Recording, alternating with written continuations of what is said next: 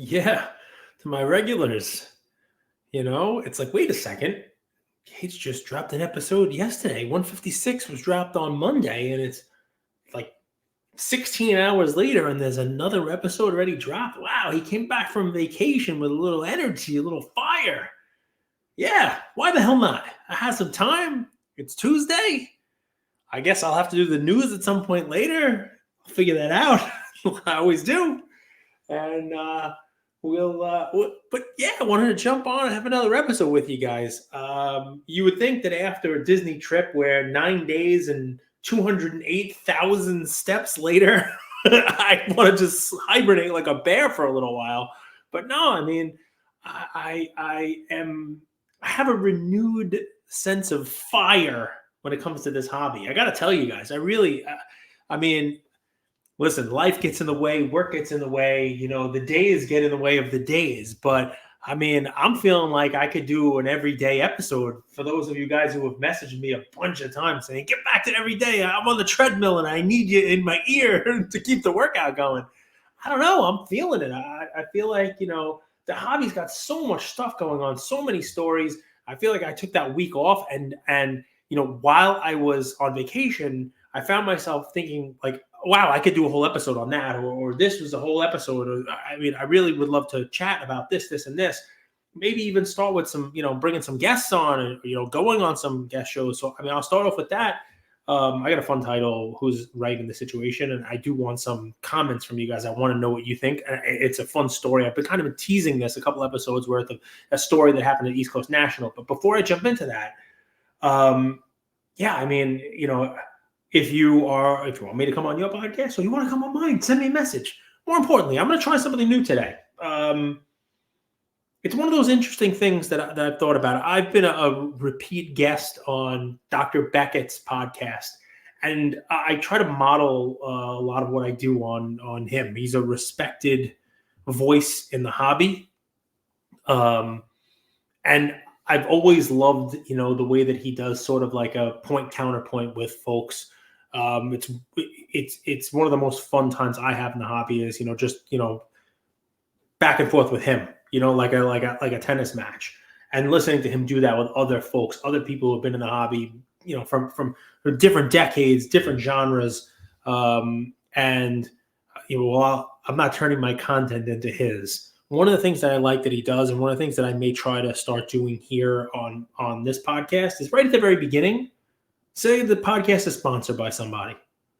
Now it does not mean that I'm going to be doing a weekly recap of what that company's eBay auction is doing. I'm not going to be wasting, my time and yours doing an entire episode on, the top 3 highlight cards in the PWCC auction. I've done that. Andrew and I used to do that weekly.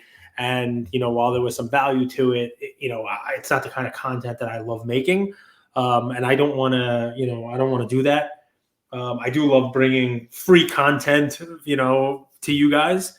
And there are some companies who have reached out to me and have said that they'd be interested in doing I'm going to call it a Dr. Beckett type of situation, where it's just, I get to say, hey, this podcast is sponsored by, and let you know, and basically say, if you're listening to this, you can thank them for allowing me to continue to give you, free content because they're sponsoring the podcast. And that literally is it. I may say, at the end, like, hey, this auction house that sponsors the podcast, they have their auction on September 17th or whatever day, but it's not going to be, full on content like that. So anyway, I'm throwing that out there because you're going to hear me say, you guys thank Bleecker Trading. This podcast is sponsored by Bleecker Trading. So if you have any card needs in New York, you guys know where they are. You can look them up online, buy your wax, buy a whole bunch of fun stuff. I'm a big fan. Look at this. I got the hat and everything. And maybe, if you're out there listening and you're a brand and you want to hear the podcast is sponsored by XYZ, your company, go ahead and reach out to me. Anyway, there's my sales pitch. I won't do that again, but I wanted to chat with you guys about it because it's something different that you'll probably be hearing, added to that first 30 seconds of the podcast going forward. live read by me, allowed to kind of like, talk about what that means. So anyway, that's it.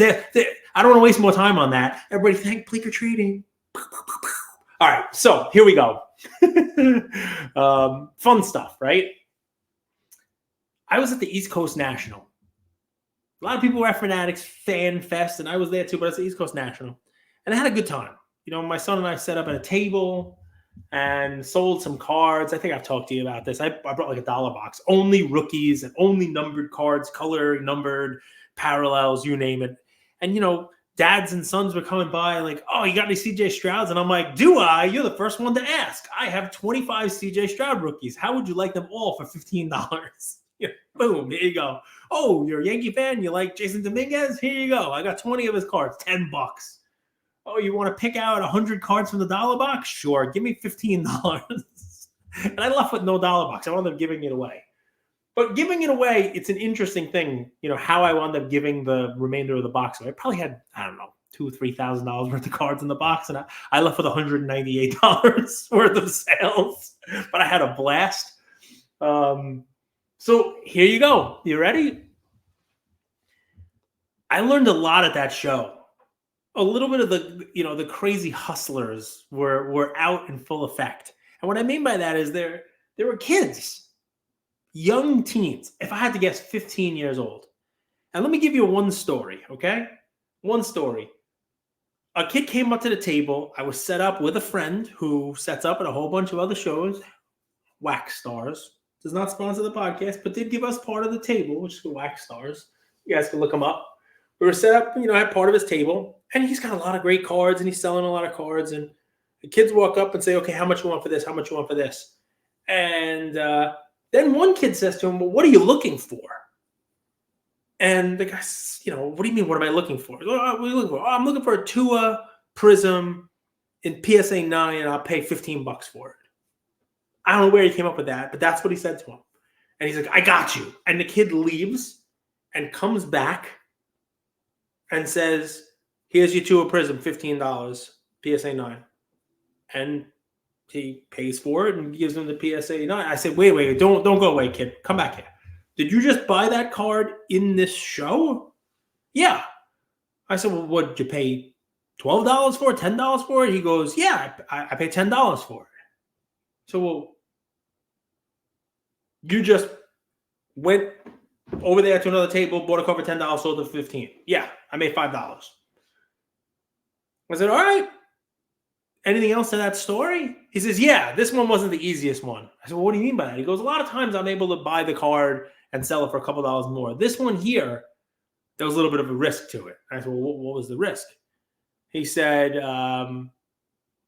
well, we flipped for it. $10 if I win the flip, $15 if he wins the flip. So I knew I couldn't really lose, because even if I got it for $15, I would just come and sell it to your guy for $15 and break even. But I had a 50-50 chance that I was going to get it for 10. And I sat there like this, like mouth wide open for those of you listening, because sat there like this. You're not going to know what I'm saying in an audio podcast. Like, all right, you can't leave the table. You and I have to talk for a minute. All right? How many times have you done this today? Oh, 15, 20. And what do you make? A couple bucks each? Oh, yeah, $5. If I'm lucky, I make 10, 15 bucks. I go up to a table. What do you got? What do you want? I look around the show. I find it. I make a deal for it. I make a trade for it. I trade up. I'm always moving my cards. Okay, well, so you've done $5, $10, 10, 50. What have you made today? I made about $150, which is hilarious because it's basically what I made selling all these thousands of dollars worth of dollar cards. But here's where it gets fun. I asked what this guy collects, this kid. I said, well, with this money, are you going to buy anything with it? Do you, as part of any of these deals you're making, do you siphon off a card for yourself? Are you a LeBron or a Steph Curry, and you make one of these deals and get somebody to throw a Steph Curry in, and you get to keep repeating? Oh, no. I don't really collect cards. What? What are you doing here? Why are you at a card show? Well, because it's easy. It's easy. And then I thought about it for a second. I said, this guy has been here for 8 hours He made 150. I mean, it's better than working at McDonald's, I guess, right? And he's hustling, he's having fun, he's doing his thing. And he's back and forth and he's trying to buy stuff, and he's like, oh, I'm going to buy this one, I'm going to sell this one. And it's not always just he tells me it's not always just I can ask somebody what they want and then go find it. I'm also doing a lot of buying a card at one table and then trying to sell it at another table for more than what I paid. And I said, well, that sounds tough. That sounds difficult, right? Because, I'm sure these dealers walk around and look at the other tables, and, they're only going to look for something that they can also sell on their table, at a cheap enough price. You'd figure that if somebody has something on their table that can be, sniped like that, it's going to get picked up. Oh, no, I'm really good at this. This 15-year-old, I'm going to say, says, watch, I'll be right back. And he comes back 15 minutes later, and he has a Jason Tatum, I think it was like a green second year, third year Prism insert, and he offers it to Wax Stars. And he says, what do you want for this? And Wax Stars guys looks at me and says, this is where the kid, he's rushing. He's doing all these deals. He's trying to do 50 deals. He's going to get in trouble. And he says to him, how much you pay for this? He goes, I paid $25 for it. He goes, well, did you see this? And it's got a huge crease across the back of the card. The kid's like, no, I didn't see it, but still $30. He's like, I don't want to pay $30 for it. It's pretty damaged. Then the kid just, okay, no problem. And he moves to the next table, moves to the next table, moves to the next table.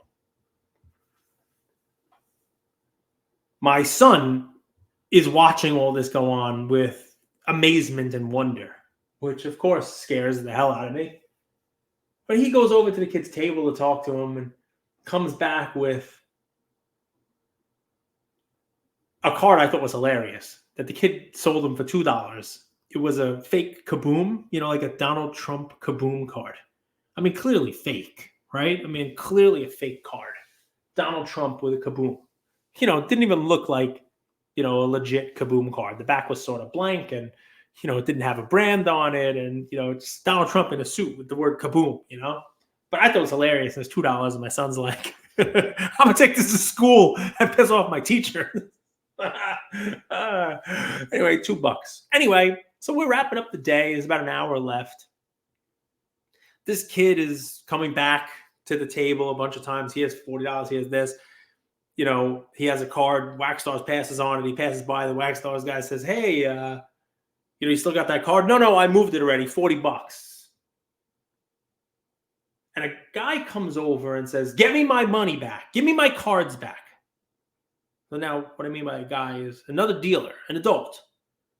I would say late 20s, possibly 30 years old. Says, you go get me my card back. My card is $40, and you gave me unlicensed crap. The kid says, I can't get you your card back. I already traded it to somebody else and got these cards for it. And the guy says, well, give me those cards. He says, no, these are worth more than I traded up to these. I'm not giving you these. The guy says, well, then give me my money. My card that I gave you is worth $40. Give me $40 right now. Give me $40 right now. You gave me unlicensed cards.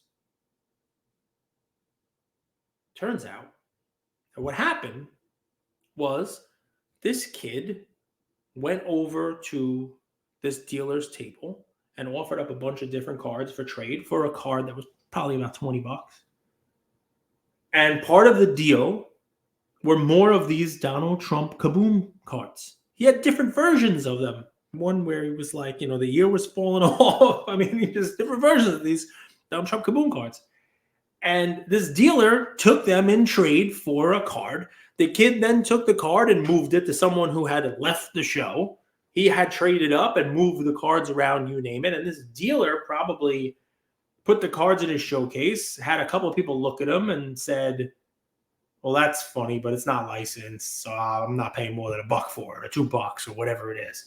And he probably, he couldn't have thought they were licensed. I mean, it's Donald Trump Kaboom. Who's licensing that? Like, what does, I don't even understand.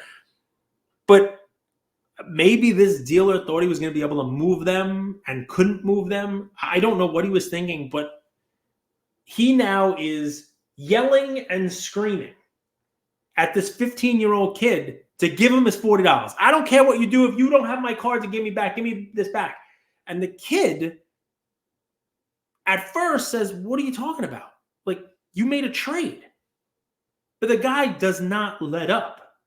And the next thing you know, this 15-year-old kid is crying at a table at the East Coast National with about an hour left in the show. The business being transacted in the basement of this show comes to a grinding halt as everybody just watches this play out. No one's buying cards. No one's selling cards. They're just watching this 28-year-old yell at this 15-year-old kid. And the kids say, I don't know what to tell you, you know? This didn't go on for that long. Because one of the things I love about the hobby is that someone will always step in. One guy who I've seen at shows for decades, because this is a New York show. I mean, there are dealers there that I used to buy from as a kid, right? Like, there are dealers still set up that I knew searched packs in the 90s because you never hit anything from. They're still there with the same search packs. I never buy from them. Anyway, one of the dealers comes over, same guy. He's got the same cards. His inventory is the same for like the last 30 years. And he's like, you want me to mediate this? And you're like, what? Do you want me to mediate this? It's a Donald Trump unlicensed Kaboom card. That's $2. What are you going to mediate? What the hell are you even talking about? I can mediate this. Just you tell me what you did. Tell me what you did. Mediate. I walk over. I still have my my dollar box, and I walk over to the table where the adult is set up, and I said, "Listen, you're fighting over between $20 and $40. I said, there's got to be $400 worth of cards in this dollar box. I've been selling all day. Yeah, it's sort of picked through. The best is gone, but take a look. There's a lot of stuff. Do me a favor. Leave the kid alone. Just take the whole take the box. Take the dollar box." And he's looking through it. He says, to his friend, should we do this? Should we take this? And I'm like, guy, it's not a matter of do, don't. I'm giving you a way to like save face, right? I'm giving you a way to like just walk away. You're making a 15-year-old kid cry. You're dead at this show. No one's coming to your table now to come and buy stuff from you because you look like a maniac. And it's crazy. So he takes the box. 5 minutes go by with no more yelling, screaming, you name it. The kid is starting to, compose himself. And this guy walks back over and says, "You still owe me $40. With this, the guy sat up next to me, a dealer, goes, "Listen, pal, now I'm making it my problem." New York show. Walk away from the kid. You're an adult. You're a dealer. You made a trade. You have the duty and responsibility to understand what it is you're taking back in trade. If you took in an unlicensed card and you made a deal and you shook on it, the deal is done. The kid don't owe you nothing. Leave him alone. Walk away from his table. Now you're getting me involved. It was like the scene from the Bronx Tales, right? Now you can't leave, right? Like they realized they had walked into the wrong bar at that moment. But the ridiculousness of the caricature of the guy saying this is that he's right. He's right. And I'm hoping you're kind of, before I give you my take on it here, which I just did, you're kind of listening along to the situation, putting yourself in their shoes, and who's right, who's wrong. Is the kid wrong for peddling these non-licensed cards? Should he have a disclaimer? Or should people know what they're buying, selling, trading, you name it? I mean, people are going to come up to your table with garbage all the time. People take in fake cards. People take, if you're set up at a show and you're a dealer, you're a professional, you got to know that a Donald Trump Kaboom card is not, who the hell's licensing that? How, in what world do you think that's a licensed card? So, I mean, I'd love to hear in the comments, you think the kid's wrong? You think the kid's doing something wrong besides the fact that he's hustling and, he's going to make a mistake. And it's amazing that half an hour, maybe 20 minutes before this whole explosion happened, I had a conversation with a dealer about how this kid is going to trip over himself. If he's just running around doing these deals, it sounds all well and good, but he's going to either buy a card that he pays too much for and it's going to kill his money, or he's going to get involved. He's going to have a deal that goes, left. And then this happened. Did you think, the kid's right, kid's wrong? The dealer's right, dealer's wrong? I'll tell you, the dealer, deal has no leg to stand on. You made a deal. How are you going to go back 20 minutes, half hour, hour later and say, give me my cards back? Because the ones you took are unlicensed. Your job is to know it's unlicensed before you say it's okay, we got a deal. Because especially in a card show like that, the stuff you move to this kid, he's moved already. The deals keep happening. The real problem I have with the guy is, dude, just read the room. It's $40. You're not selling anymore. And if the story gets back to the show promoters, they're not going to have you back. I mean, you kind of killed the room for every other dealer there for a long time. For over $40. And then I give you a box that was worth more than $40 and you kept it up. Someone had to threaten you. And the shitty part about it is, and we talk about like 10X in the hobby and the future of the hobby. And I don't know whether or not this 15-year-old kid's the future of the hobby or not. But he came over to me with, 20 minutes left in the show and is like, hey, I'm afraid of this guy. Will you walk me out of the show? That should never happen. A kid afraid that they're going to get like jumped on the way out of the show? Of course I'll walk you out of the show. I mean, come on now. But I mean, it's a question that should never be asked. Anyway, I try to keep these to 20 minutes. I have a million of these like fun little hobby stories you just don't see, you just don't hear because no one's posting this on Instagram. This is a fun one that I just wanted to get out. And I was on vacation. I know we're a couple of weeks removed from the East Coast National. I just found it to be an amazing story, just an amazing hour of watching the hobby from this kid flipping and the realization where I really was like, mouth open when he was like, I don't collect cards. I'm just here trying to make some extra money. And he was succeeding in doing it. To then, boom, script flip, this kid in tears because of a deal that was made where a dealer obviously just, was asleep and then woke up and realized I don't know what the hell happened there. I'd love to hear your thoughts. Is there some culpability on both sides? Is it just straight up the dealer is wrong? Forget about the business side of it. Just in that situation, if you were the guy who came over to mediate, how would you mediate it?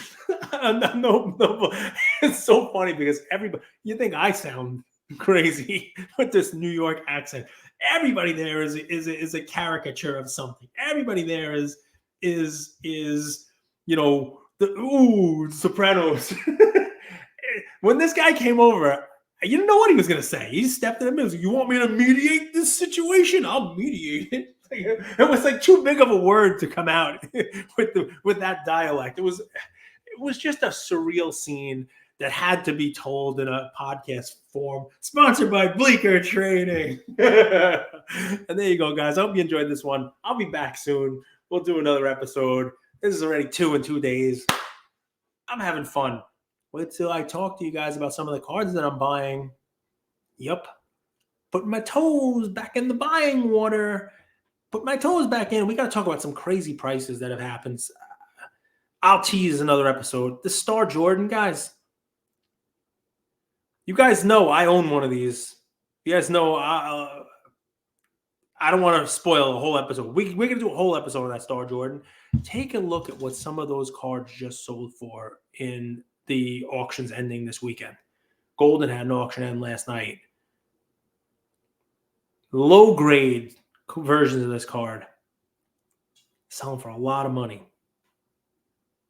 Sometimes things move too far, too fast. There's my lead-in. And we can talk about it. So you know me. I'm a Jordan guy. I like Jordan cards. But I guess I have to take up the role of the guy who pumps the brakes on the Jordan market for another day. Talk to you guys soon. Take care, everybody.